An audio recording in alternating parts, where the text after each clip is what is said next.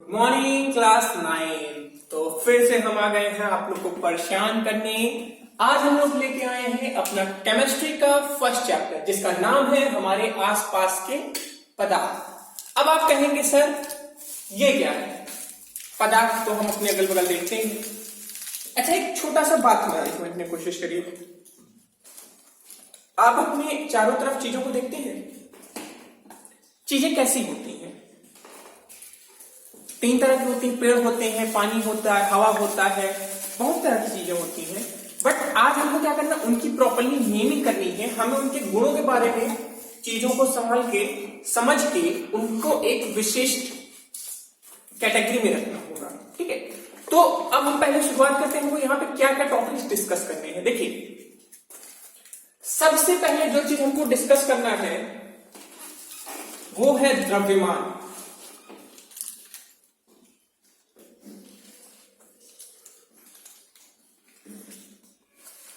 सबसे पहले हम किसकी बात करेंगे?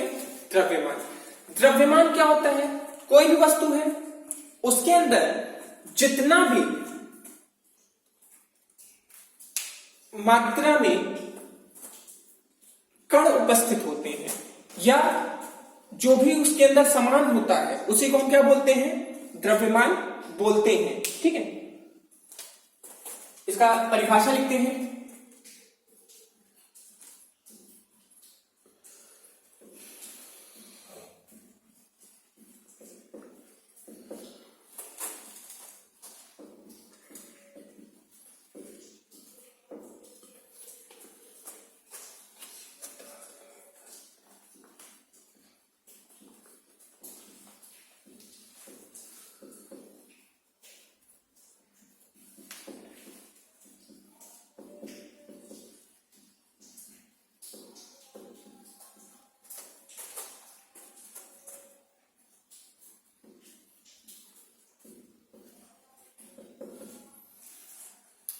मतलब किसी भी पदार्थ में जो भी द्रव्य की मात्रा उपस्थित होगी उसी को हम क्या बोलेंगे?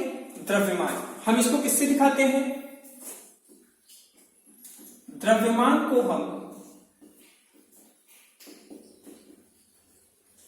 m द्वारा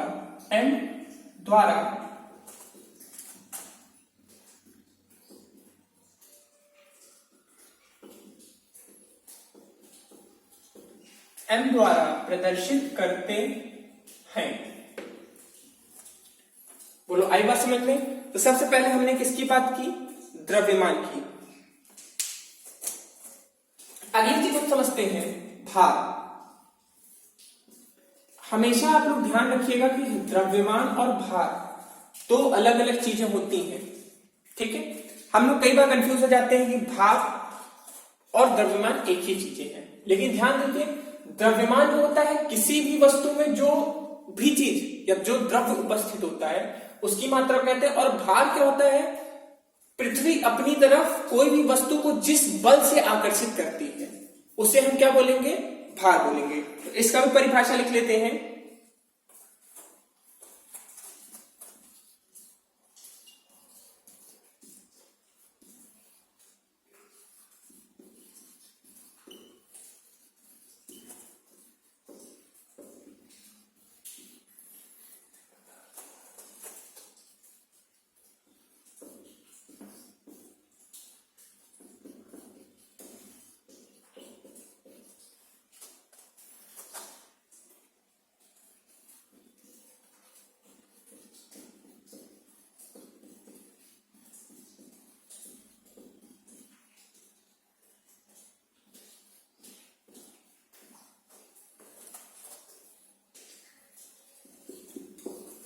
पृथ्वी किसी भी पदार्थ को अपने ओर जिस बल से आकर्षित करती है उसे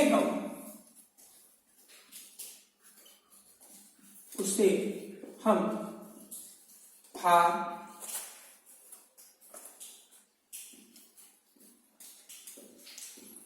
कहते हैं। क्लियर है बात? भार क्या है? भार एक तरह का बल है और द्रव्यमान क्या है? किसी भी वस्तु में उपस्थित मात्रा है।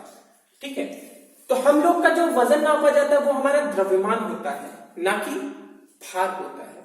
तो भार और द्रव्यमान दो के दोनों हमारे कैसे टर्म्स है? अलग अलग टर्म्स है। अब हम भार को किस तरह दिखाते हैं? भार को हम W द्वारा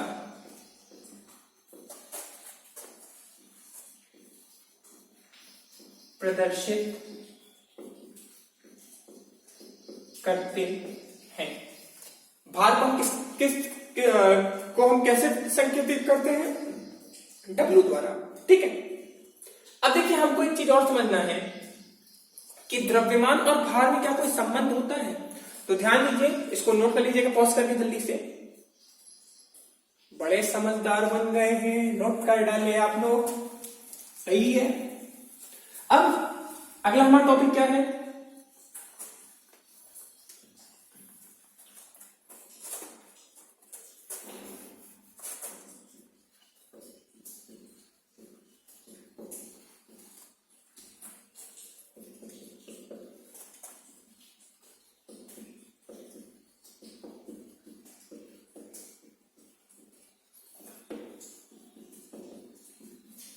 द्रव्यमान और भार में संबंध। तो द्रव्यमान और भार में जो संबंध होता है वो होता है W बराबर mg।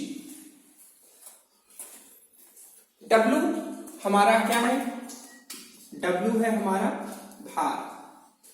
m क्या है? पदार्थ का द्रव्यमान। और g क्या है? बताइए। G जो है वो है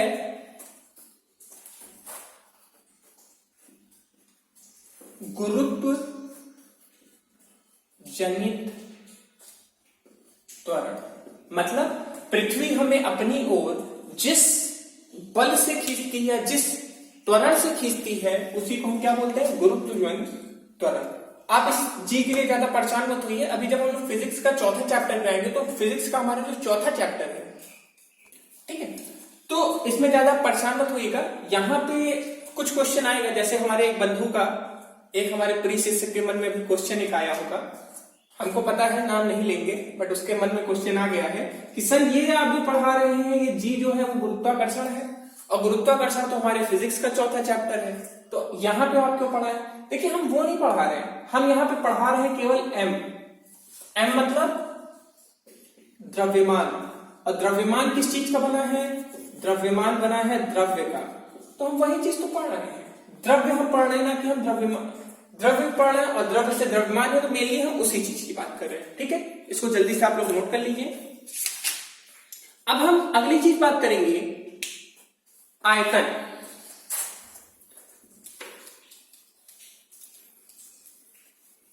क्या है हमारा? क्या? आयतन।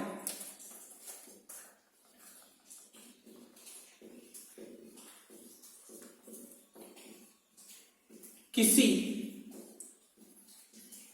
वस्तु द्वारा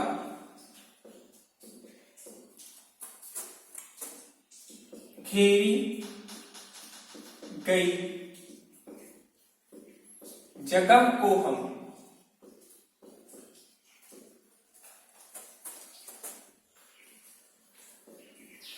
आयतन कहते हैं। अब आयतन को हम किससे दिखाते हैं? आयतन को हम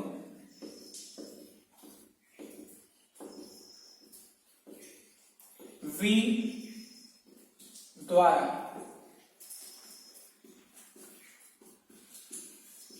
प्रदर्शित करते हैं। मतलब हम किसकी बात अब कर रहे हैं?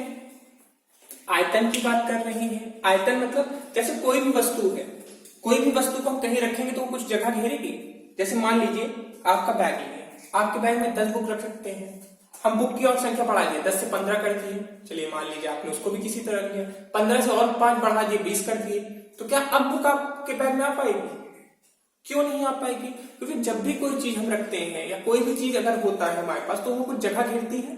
हर चीज अपनी एक निश्चित जगह घेरती है। चाहे पानी हो चाहे हवा हो, हवा को भी आप दबाएंगे दबाएंगे दबाएंगे तो एक वक्त ही तक हवा दबा सकते हैं, उससे ज्यादा आप अगर दबाने की कोशिश करेंगे तो हवा को आप दबा नहीं सकते हैं। तो हर चीज की एक अपनी लिमिट होती है। तो जो भी वस्तु होता है, कोई भी वस्तु ले लें, वो जो जगह घेरता हो वो उसका क्या कहलाएगा, वो उसका कहलाएगा आयतन। इसको भी जल्दी से आप नोट कर लीजिए। अब अगली चीज है ऊर्जा।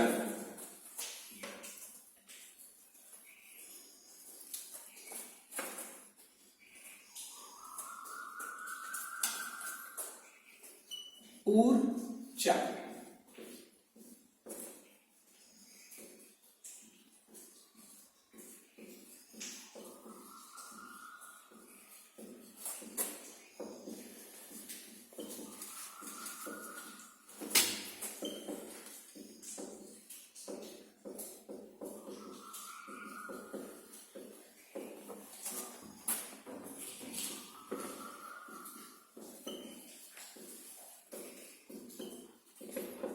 किसी भी वस्तु के कार्य करने की क्षमता को हम क्या बोलेंगे, ऊर्जा बोलेंगे। हर एक वस्तु का कार्य करने की अपनी क्षमता होती है। अब आपके अंदर जैसे मान लीजिए जितनी भी ऊर्जा है, आप 10 किलो उठा सकते हैं, 20 किलो उठा सकते हैं, 30 किलो उठा सकते हैं, 40 किलो तक उठा सकते हैं।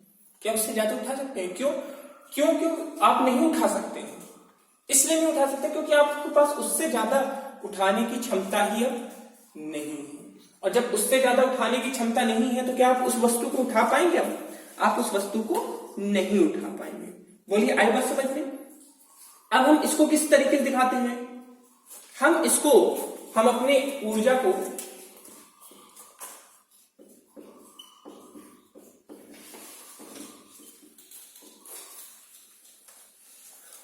को हम E द्वारा प्रदर्शित करते हैं। ऊर्जा को कैसे दिखाते हैं? ऊर्जा को हम E द्वारा दिखाते हैं। बोलो, आई बात समझ में आ गई होगी?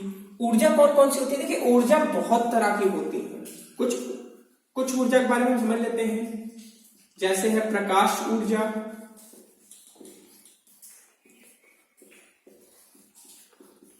ऊष्मा ऊर्जा, ध्वनि ऊर्जा,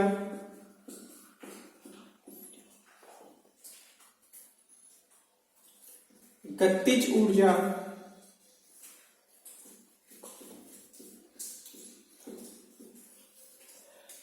विद्युत ऊर्जा, स्थितिज ऊर्जा और भी होते हैं, बट इतने ही हमें मेनली समझने हैं। प्रकाश ऊर्जा, जो हमको रोशनी से ऊर्जा मिलती है, रोशनी से ऊर्जा मिलती है तभी तो हम वस्तु देख पा रहे हैं। बिना ऊर्जा के हम कोई चीज देख नहीं सकते हैं। ध्यान दीजिए, प्रकाश ऊर्जा आई, उस वस्तु से टकराई, टकरा के वापस हमारे पास आई और हम वस्तु को देख लिए। सिंपल, ठीक है। ऊष्मा ऊर्जा, आप आग जला रहे हैं, अब आप कहेंगे सर आग जलाना कौन सा ऊर्जा की बात है, हम तो बस उससे आग तापते हैं और कुछ थोड़ी करते हैं। चलिए, आप कुछ नहीं करते हैं, बड़ी बड़ी ट्रेनें चलती हैं, आप देखते हैं आगे इंजन होता है, इंजन में डीजल जलता है, गाड़ी चलती है उसमें भी तो ऊर्जा निकलता है। तो वो ऊर्जा कहां से? ऊष्मीय ऊर्जा के रूप में तो निकलता है। ध्वनि ऊर्जा, आपके कान के पास खूब बड़ा सा डीजे लाके लगा दें और वही वाला गाना बजा दें, डीजे वाले बाबू मेरा गाना बजा दो, सुने तो होंगे ही ना, कि भोजपुरी सुनेंगे? बहुत गंदे लोग हैं, भोजपुरी मत सुना करिए, ठीक है। तो गाना बजा देंगे तो आपके कान में फील होगा वो चीज, तो उससे हम क्या बोलेंगे? ध्वनि ऊर्जा। गतिज ऊर्जा क्या है? कोई भी वस्तु जब एक स्थान से चलने लगती है तो उसके अंदर जो ऊर्जा आती है उसको हम बोलते हैं गतिज ऊर्जा। विद्युत ऊर्जा, जिस ऊर्जा के कारण बिजली जलती है, मतलब लाइट जलती है, पंखा चलता है, उसे हम क्या बोलेंगे? विद्युत ऊर्जा। और अगला और आखिरी हमारा क्या है? एकदम आखिरी, स्थितिज ऊर्जा। मतलब कोई भी वस्तु अगर रुका है, अब देखिए कोई भी चीज रुका है तो आप जानते हैं ना, जैसे आप लोग साइकिल चलाए होंगे, कभी ना कभी आप लोग साइकिल जरूर चलाए होंगे। साइकिल चलाए होंगे तो आप देखते हैं शुरुआत में आपको ज्यादा दर लगाना पड़ता है, और एक बार हमारी साइकिल जल गई तो फिर धीमे धीमे पैडल मारिए, आधा पैडल मारिए, आधा का आधा पैडल मारिए, या दूसरे का हाथ पकड़ के आगे चले जाइए। साइकिल चलती रहेगी कि नहीं चलती रहेगी? क्यों? क्योंकि पहले जो वस्तु थी उसके अंदर कौन सी ऊर्जा थी? स्थितिज ऊर्जा थी। हम नहीं चलेंगे चाहे जो कर लीजिए, लेकिन एक बार चलने लगी, ओहो आहा, अब आराम से चल सकते हैं। बात आई समझ में? तो ये हमारी कौन सी ऊर्जा है? स्थितिज ऊर्जा। तो फिर से जल्दी जल्दी एक बार सब में इसको रिवाइज कर लेते हैं। हमने क्या पढ़ा सबसे पहले? द्रव्यमान। द्रव्यमान क्या था? किसी भी वस्तु के अंदर जो भी द्रव्य हो, कोई जो भी द्रव्य हो, उसे हम क्या बोलेंगे? उसको हम बोलेंगे द्रव्यमान। उसके बाद हम बात करें भार की। कोई भी वस्तु के अंदर द्रव्यमान है तो पृथ्वी उसको अपनी तरफ खींचेगी। देखिए हवा को भी खींचती है, लेकिन उसके अंदर द्रव्यमान कम है तो उसको उतनी आसानी से नहीं खींचेगी। लेकिन हम लोग का द्रव्यमान ज्यादा है तो पृथ्वी हमको अपनी तरफ खींच रही है, तो वो हमारा क्या हो जाएगा? भार हो जाएगा। फिर हमने भार और द्रव्यमान के बीच में संबंध बताया। कौन सा संबंध था? W बराबर mg। आगे चले। उसके बाद हमने की आयतन की। कोई भी वस्तु जितनी भी जगह घेरे, अब आप बैठते हैं तो आप भी कुछ जगह घेरते हैं, कैसे बैठ जाते हैं? आप लोग अपने क्लास में कितने कितने लोग बैठते हैं? 4 लोग, 5 लोग।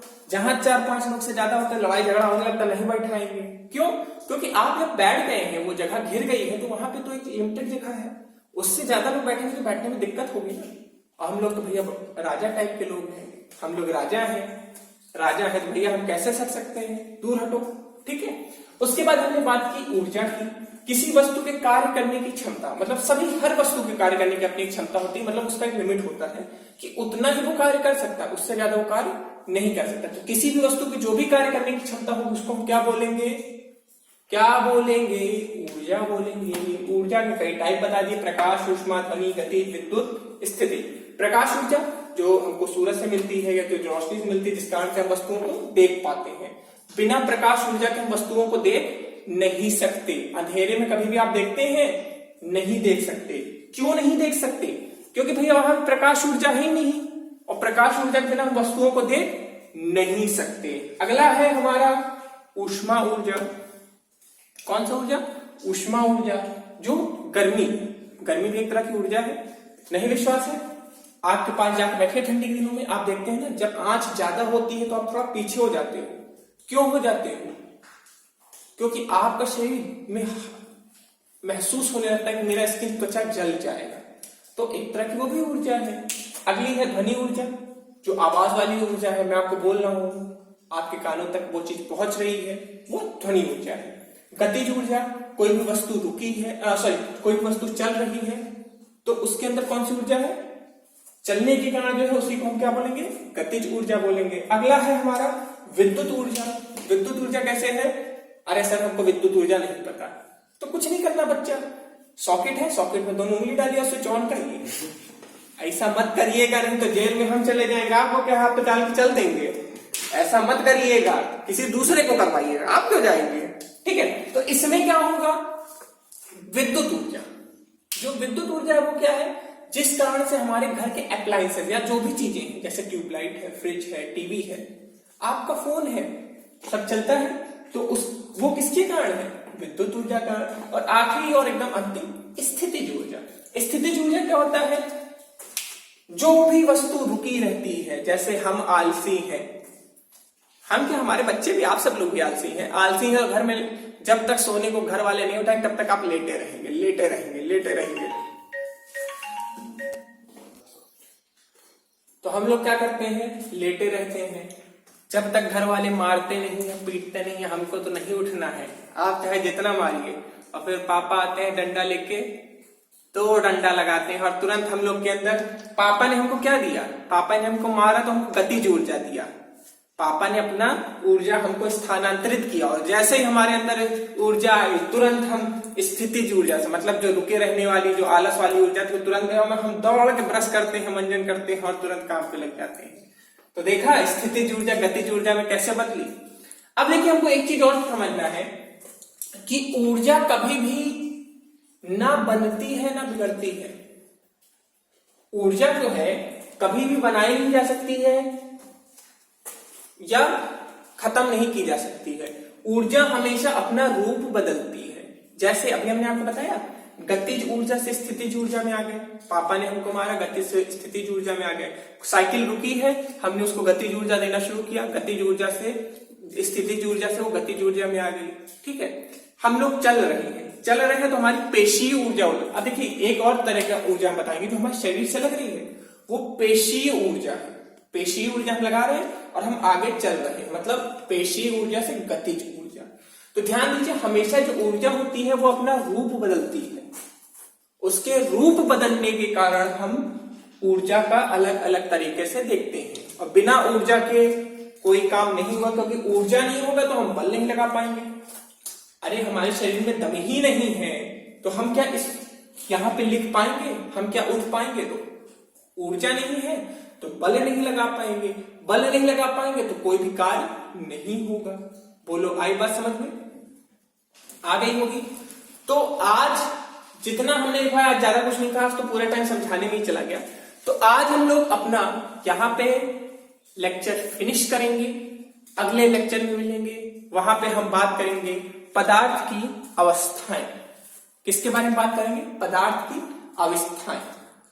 तो फिर यहीं पे आप लोग से छुट्टी चाहूंगा। Thank you.